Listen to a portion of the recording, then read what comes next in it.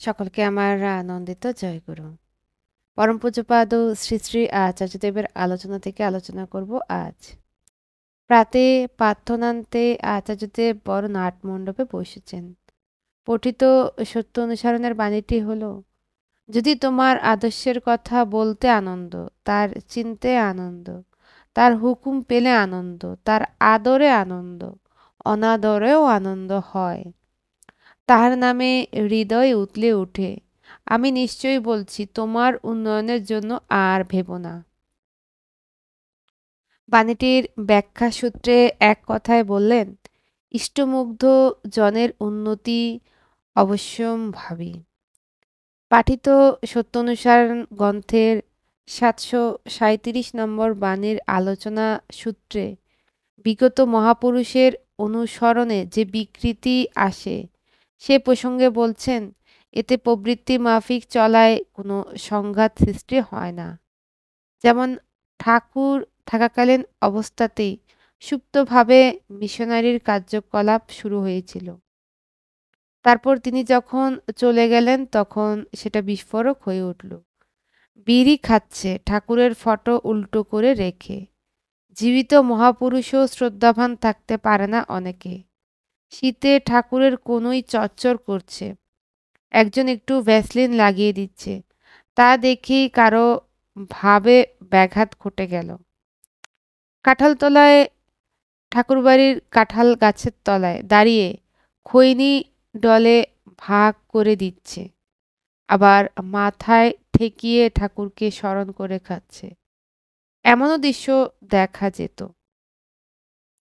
জীবিত মহাপুরুষের প্রয়োজনীয়তা প্রসঙ্গে বলছেন, ঠাকুর কি কোথাও বলেছেন তার ফটোর সাথে আচার্যের ফটো রাখবে?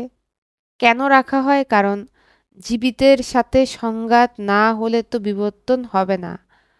সমাজটাকে একগাট্টা করে রাখার জন্যই এটা প্রয়োজন। আর এই জন্যই এই প্রতিষ্ঠান তার বিগতিতেও বেড়ে বেড়ে চলেছে। তিনি কি বলেছেন, আমার এইভাবে ভোগ দিবি? এরপর আরেকটি আলোচনায় পঠিত সত্য অনুসরণের বাণীটি হলো, সদ্গুরুর শরণাপন্ন হও, সৎ নাম মনন করো, আর সৎসঙ্গের আশ্রয় গ্রহণ করো। আমি নিশ্চয়ই বলছি তোমাকে আর তোমার উন্নয়নের জন্য ভাবতে হবে না।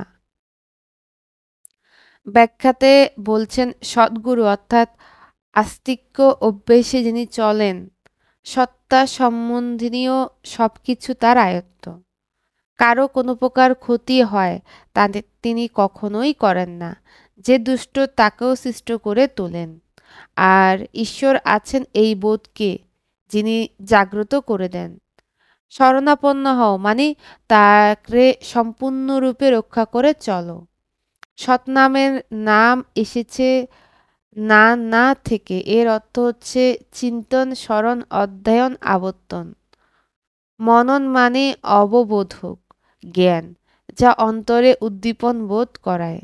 মনের জীবনই হচ্ছে মনন। মন যে বেঁচে আছে তার লক্ষণ এইটাই, তার স্টিমুলেশন বা এক্সিলেশন থাকবে। তাহলে সৎ নাম মনন করো অর্থ শুভ চিন্তনে অন্তরে উদ্দীপ্ত বোধ করো বা মঙ্গলদায়ক যা তাকে স্মরণ চিন্তন করো। সৎসঙ্গের আশ্রয় গ্রহণ করো মানে সত্তা অনুরাগকে অবলম্বন করো বা অস্তিত্ব অনুরাগী হইও। এই করলে তোমার উন্নয়নের জন্য ভাবতে হবে না।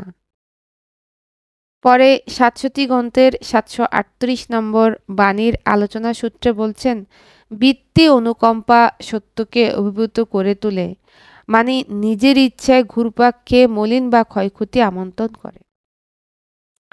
আজকে এ পর্যন্তই। পরম পূজ্যপাদ শ্রী শ্রী আচার্যদেবের আলোচনা থেকে আলোচনা করছিলাম। প্রত্যেকের মঙ্গল হোক এই প্রার্থনাই করি। সকলকে আমার আনন্দিত জয়গুরু।